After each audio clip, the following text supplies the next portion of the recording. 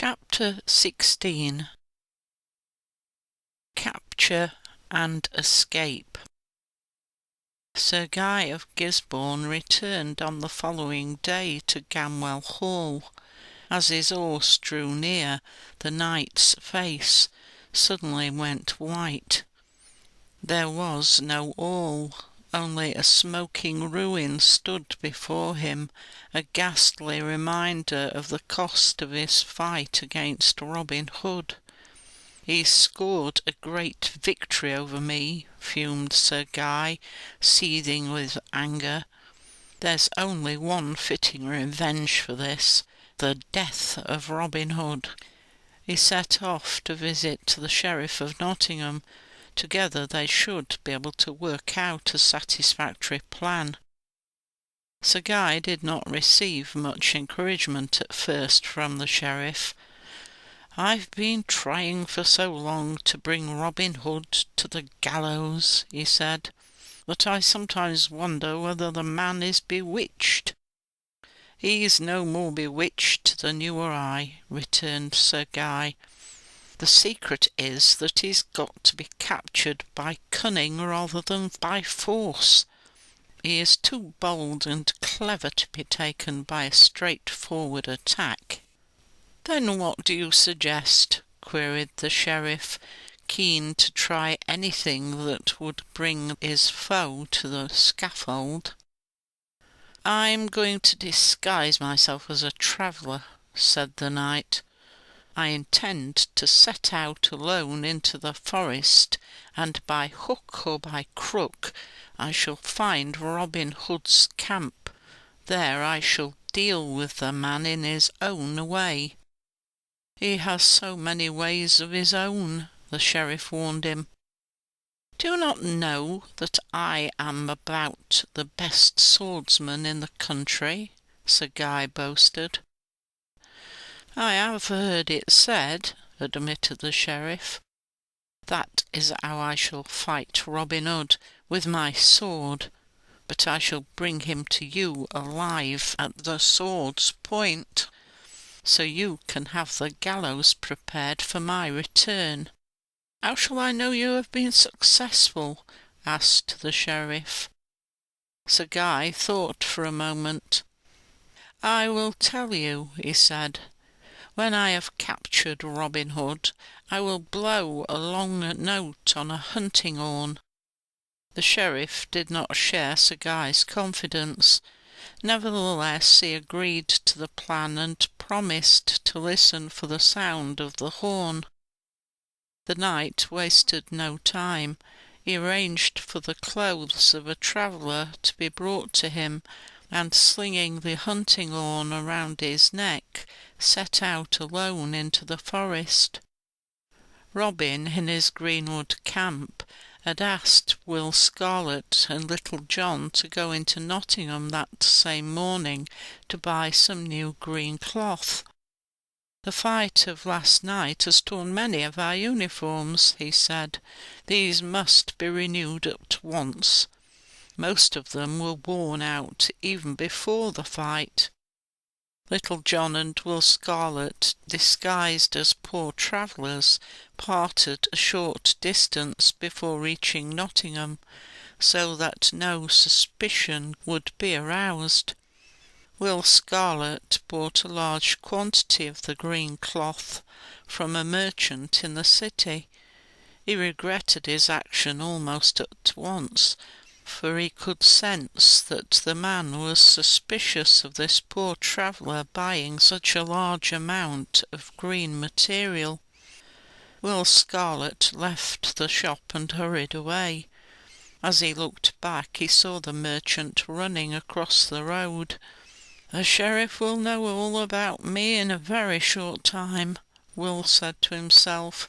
"Now I come to think of it, I should have bought small quantities of the stuff at different shops. However, it's too late to worry now." The merchant did not stop running until he came to the sheriff's office. He told his tale almost before he had recovered his breath. The sheriff ordered some of his men to chase the outlaw, passing on to them the merchant's description of the man. That was the sight that met Little John's eyes as he entered the town. Having taken a different route, he was a long way behind Will Scarlet, but as he strolled along the city road, disguised as a traveller, he gasped as he saw his friend being chased by 6 of the sheriff's men. "Great heavens!" cried Little John. "He'll never outdistance those men if he holds on to all that cloth." Though Will Scarlet's bundle of cloth was hindering him, he was making good progress. He was very fleet of foot, and now he was running for his life. The added weight began to tire him, and before long one of his pursuers began to gain on him. Suddenly Will stopped dead. "Ah, my good comrade is caught," murmured Little John, wondering how to act to aid Will Scarlet. But Will was not at the end of his resources. He dropped his bundle, put an arrow to his bow, and turning, shot the nearest of the runners through the heart. This was quickly followed by a second arrow. Another man dropped. Will picked up his bundle of cloth and ran on again. His pursuers stopped when the second man fell. "Good shooting!" cried Little John happily, quite forgetting everything in the excitement of watching his escaping friend. It was Little John's bad luck that the sheriff should be coming down the road at that moment. He heard the outlaw's cry. "Good shooting, eh?" he echoed. He turned to the men who were with him. "Catch that man," he yelled, pointing to Little John. "He's one of Robin Hood's men too, I'll swear." Little John ran off. It was no use seeking to put up a fight in such a crowd. He ran swiftly, but the sheriff's men closed in on him from all directions.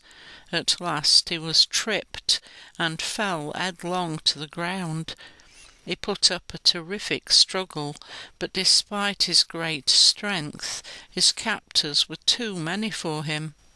With his hands bound tightly behind him, Little John was led up a hill. The sheriff came up to him. "Good shooting," he sneered. "I'll show you what's good for you." He turned to his men. "Hang this dog," he said. "Hang him now as a proof to the people that I mean business with Robin Hood's band." Little John laughed in the sheriff's face. He realized that his last moment had come.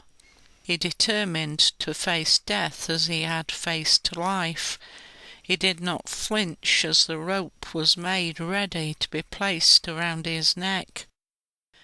In the distance a horn was heard. It gave one long, clear note. The sheriff knew what that meant. It signified that someone even more important to him than Little John had been captured. This was indeed a black day for the outlaws. "This is indeed a great day," he said to his men. "You heard that horn?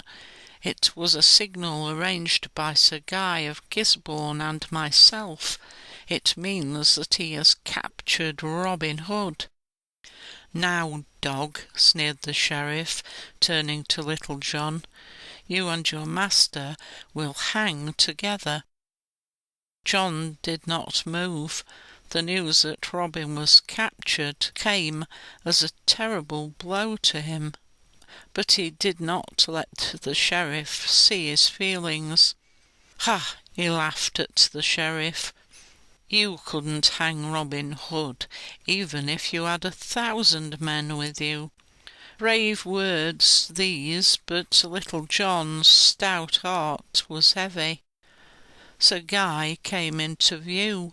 He was dragging Robin Hood along with him. The ragged outlaw looked as if he had had enough.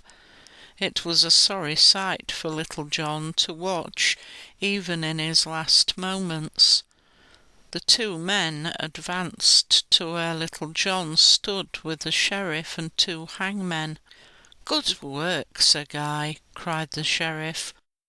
Suddenly Sir Guy of Gisborne threw off his cloak. The sheriff stared, his eyes goggling. It was not Sir Guy of Gisborne, it was Robin Hood himself. The man beside him was Will Scarlet. There was no time for explanation to Little John. Robin cut through his bonds, and the three men fought their way through the crowd.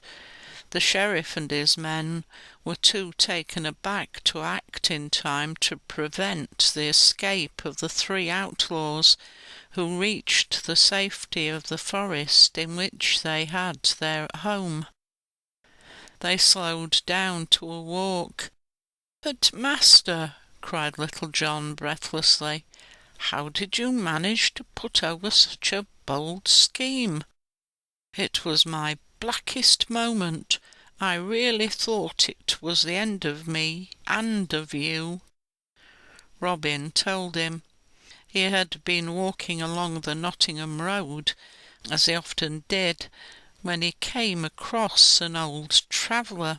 In the conversation, the traveller was very inquisitive and asked him many questions.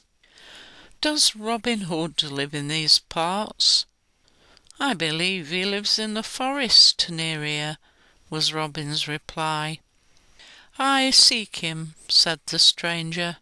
"So do many people," the outlaw answered. "But I shall catch him. Do you see this sword? Do you see this shining mail under my clothing? I am no traveller. Sir Guy of Gisborne is as clever as the foe he hunts." "Wonderful," smiled Robin, with mock admiration in his voice. "But suppose you meet Robin Hood with all his merry men?" "Ah, I've thought of that. Do you see this horn? A number of short blasts will warn the sheriff of Nottingham that I need his help. And when you capture the outlaw, what then? One long blast will tell the sheriff to prepare the gallows." "A clever scheme," said Robin, "but it's too bad of me, Sir Guy. I should have introduced myself to you before." Sir Guy of Gisborne turned quickly. A sudden realization came to him. "I am Robin Hood," laughed the outlaw. Robin told Little John of the furious fight that followed, and of its end, when Robin had thrust his sword through the knight's heart, killing him. Will Scarlet took up the tale.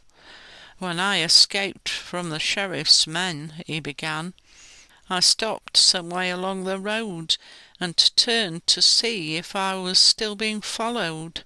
It was then that I saw you, Little John, being prepared for the hanging. I ran quickly to tell Robin, and to my great relief I saw our leader standing over the dead body of Sir Guy. He quickly put on Sir Guy's clothes, and we came back, as you saw, to your rescue." The three comrades walked on into the forest. Once again the Sheriff of Nottingham had been foiled. End of chapter 16.